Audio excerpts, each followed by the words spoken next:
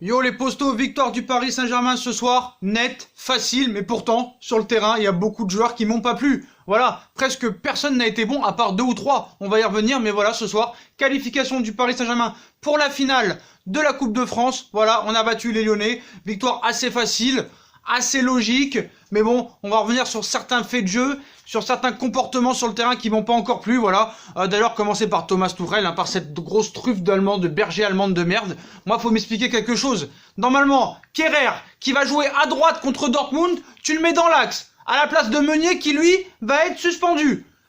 La logique, elle est où, là ? La logique, elle est où? Il nous rabat depuis des semaines. Je veux Marquinhos au milieu de terrain. Là, il le met en défense centrale. Alors il va le remettre au milieu de terrain contre Dortmund. C'est pour ça qu'il n'a pas été bon ce soir encore Marquinhos. Le mec, il a plus de repères. Il est complètement perdu. Et je te mets au milieu. Et je te mets dans l'axe. Et je te mets au milieu. Et je te mets dans l'axe. Il va finir en attaque.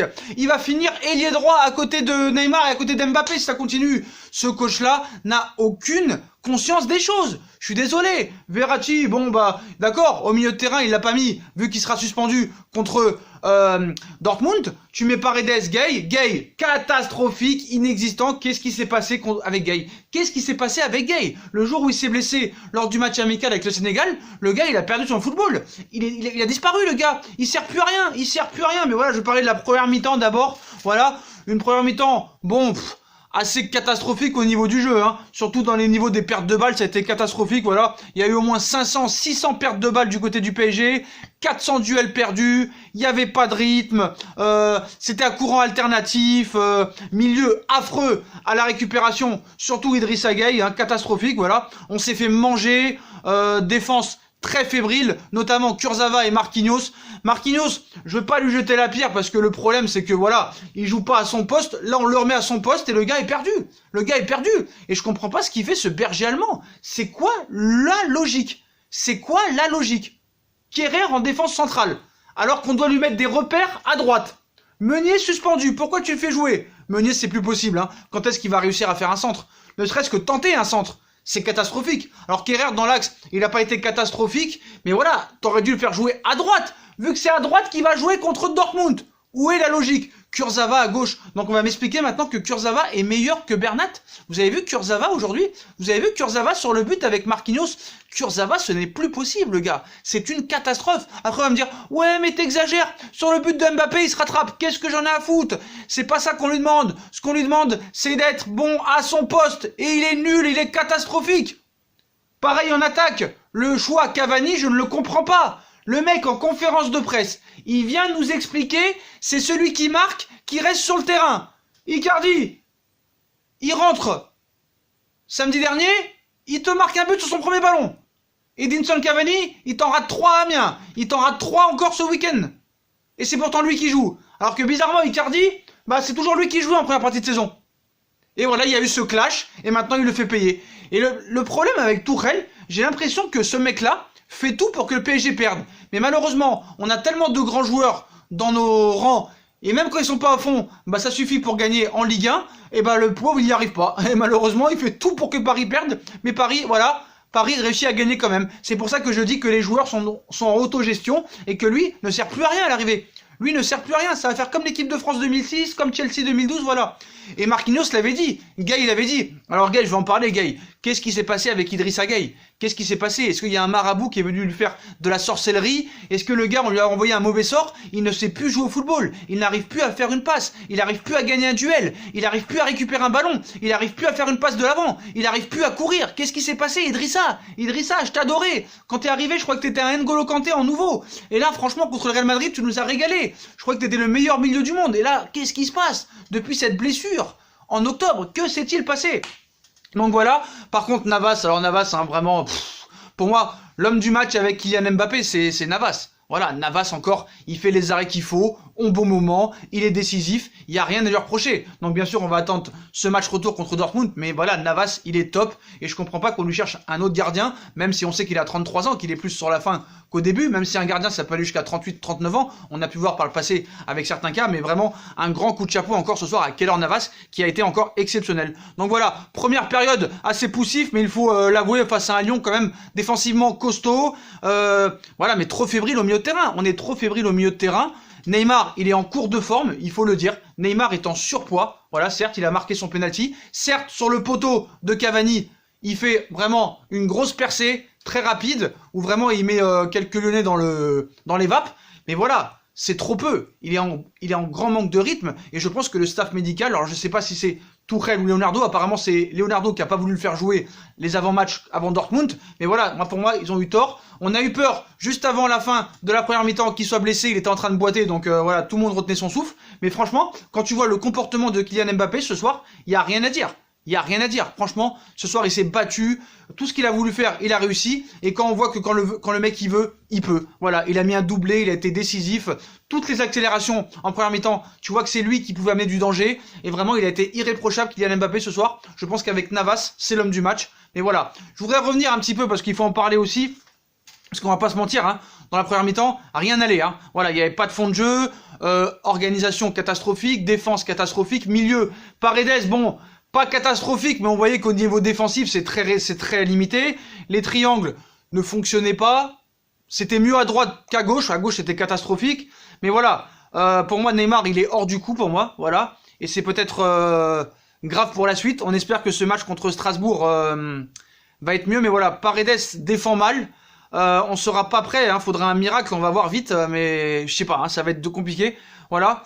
Meunier titulaire, j'ai pas compris, alors que Verratti est remplaçant. Les deux seront suspendus contre le Borussia Dortmund, voilà. Kerrer, alors qu'il doit se retrouver du temps de jeu et des repères en latéral droit, on le remet dans l'axe, même s'il n'a pas été catastrophique. Cavani, Icardi, quand tu marques, tu restes sur le terrain. Alors le pauvre Icardi, depuis ce clash, bah au revoir. Donc, est-ce possible d'être plus incohérent que ce coach? S'il vous plaît, je comprends pas. Voilà, en tout cas, Kylian Mbappé, je vais en parler. Bon, Cavani, il a pas marqué, mais il a eu quand même son occasion. Il a mis le poteau. Il a marqué un but, mais malheureusement signalé hors jeu. Par contre, sur le penalty, je voulais en parler parce que voilà, faut pas être anti-lyonnais, tout ça et tout. Voilà, bon, 5-1, ça pique quand même les yeux pour l'Olympique Lyonnais, hein, 5-1. Ils se sont retrouvés à 10. Voilà, c'est peut-être la raison aussi. Même si Paris, ce soir, en deuxième mi-temps, a été très efficace offensivement. Mais le problème, c'est que pour moi, ça méritait pas rouge. Voilà, ça méritait pas rouge, cette double sanction, même s'il y a main, il n'y a rien à redire, il y a main, il y a penalty, mais bon, le mec, tu vois que c'est pas une main volontaire. Donc je pense que ça méritait pas carton rouge. Voilà, pour moi, ça méritait pas carton rouge, et j'aurais préféré qu'on voie la fin du match à 11 contre 11, parce que vraiment, pour moi, ça méritait pas rouge, je sais pas à quoi sert la VAR, mais voilà, il faut dire quand le Paris, des fois, est un petit peu favorisé, même si c'est pas du grand favoritisme, mais pour moi, ça méritait pas carton rouge. Je pense que cette double peine est quand même assez cruelle pour l'Olympique Lyonnais. Après, Kylian Mbappé, il a détruit l'équipe lyonnaise sur des courses vraiment stratosphériques, hein. C'était vraiment une fusée, notamment sur le but du 3-1. Et moi, franchement, Kylian Mbappé a prouvé que ce soir, il pouvait réussir à être efficace, à être très performant et en plus avoir un très bon comportement. Et si Kylian Mbappé met autant d'énergie, autant d'intensité, autant de talent que ce soir, je pense que tout ira bien. Par contre, Neymar, certes, il est en manque de rythme, il est en surpoids, je suis désolé, il est en surpoids, il faut le dire. Il a 3 kilos en trop, il faut le dire, je sais que je suis mal placé pour en parler, mais il a 3 kilos de trop. Donc fais un régime, c'est pas possible. Ce coach, à quoi il sert? Voilà, à quoi il sert. Alors tout à l'heure, on a vu qu'il a essayé de le remettre un petit peu en place, mais Neymar l'écoutait pas. Neymar l'écoutait pas du tout. Bon, Cavani, ça va, c'était pas catastrophique, mais je trouve que, voilà, il a eu son occasion, il a tapé sur le poteau. Bon, c'est mieux qu'il tape sur le poteau que qu'il rate des ratés quand il n'y a pas de gardien, c'est sûr. Mais voilà, donc victoire ce soir, 5-1 du PSG, même si Lyon a fini à 5, n'importe quoi, a fini à 10 contre 11.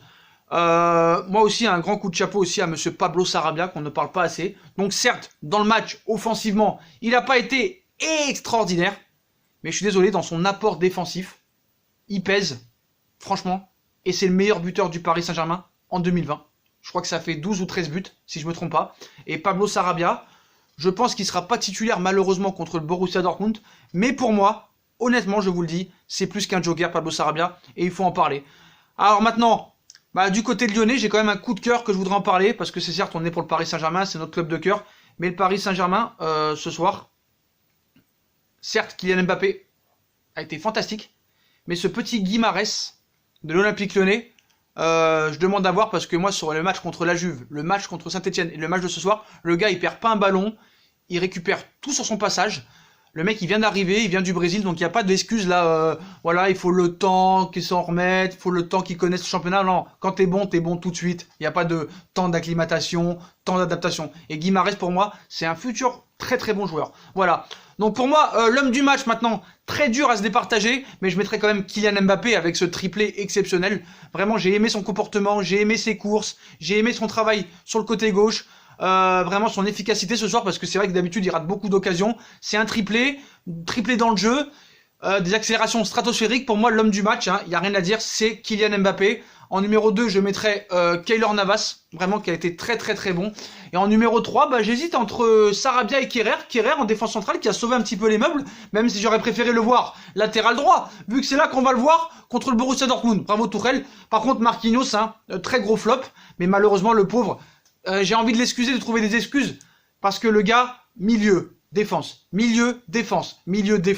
et à un moment donné, c'est pas possible. Voilà. Après, on a vu que sur le but, il est vraiment fautif sur le premier but de Lyon, sur le but lyonnais, et on a vu que Neymar est venu un petit peu l'haranguer et l'engueuler. Neymar, s'il te plaît, balaye devant ta porte, essaie de retrouver un physique que t'avais quand t'es arrivé en 2017, et claque-nous des buts et des passes décisifs, et arrête de boiter et toujours de t'énerver, tout ça. Parce que pour ramasser les projectiles qui se faisaient balancer sur la tronche, là, il était là. Donc voilà les postos, donc victoire 5-1, donc Paris sera en finale de Coupe de France, finale de Coupe de la Ligue, sera sûrement champion de France, et on verra s'il passera enfin ses huitièmes de finale. Mais en tout cas, voilà, pour l'instant, c'est un sans faute, et voilà. Mais voilà, tout n'a pas été très parfait ce soir, même si sur la fin, on s'est retrouvé à 10 contre 11, c'était beaucoup plus facile. Mais voilà, première mi-temps assez quand même décevante et assez alarmante. Et je trouve que Thomas Tuchel encore ce soir, il s'en sort grâce à un petit peu le carton rouge et à ses individualités qu'il a dans son équipe, c'est-à-dire des Neymar, des Mbappé, des gros joueurs qu'on a. Et on a vu que même un Paris qui est pas exceptionnel, mais voilà, j'ai envie de dire encore ce soir Tuchel démission, parce que quand tu mets Kehrer dans l'axe alors qu'il doit jouer à droite, que tu mets Meunier titulaire alors qu'il sera suspendu, que tu mets Marquinhos en défense centrale alors que tu veux le mettre au milieu de terrain, que tu mets Cavani alors que Icardi c'est lui qui marque, tu es incohérent, tu es un hypocrite et tu n'es pas crédible dans tes propos. Donc voilà les postos, donc Tuchel, pour moi ça sert à rien de en parler, voilà. Donc les enseignements, Paris gagne 5-1, Neymar pas encore à 100%, loin de là. Certes, cette belle opposition nous servira, j'en suis pas sûr, parce que voilà, ils ont fini à 10 contre 11, donc c'était pas 11 contre 11, j'aurais voulu voir la fin du match à 11 contre 11. Paredes, match propre, mais pas non plus exceptionnel. Mbappé, voilà, triplé, exceptionnel. Mais bon, pas de style de jeu, c'est ça qui m'inquiète le plus. Voilà, il n'y a pas de style de jeu, il n'y a pas de fond de jeu, mais voilà. Victoire du Paris Saint-Germain, les postos. Et puis je suis dégoûté, j'avais donné Paris gagnant, la Real Sociedad gagnant, Francfort gagnant. Tout le monde m'a dit qu'il allait le faire et personne ne l'a fait. Voilà, vous avez perdu 1500 €, bravo à vous, voilà. Mais en tout cas, Paris est en finale et j'espère qu'on passera ce huitième de finale contre les Boches. Tchuss!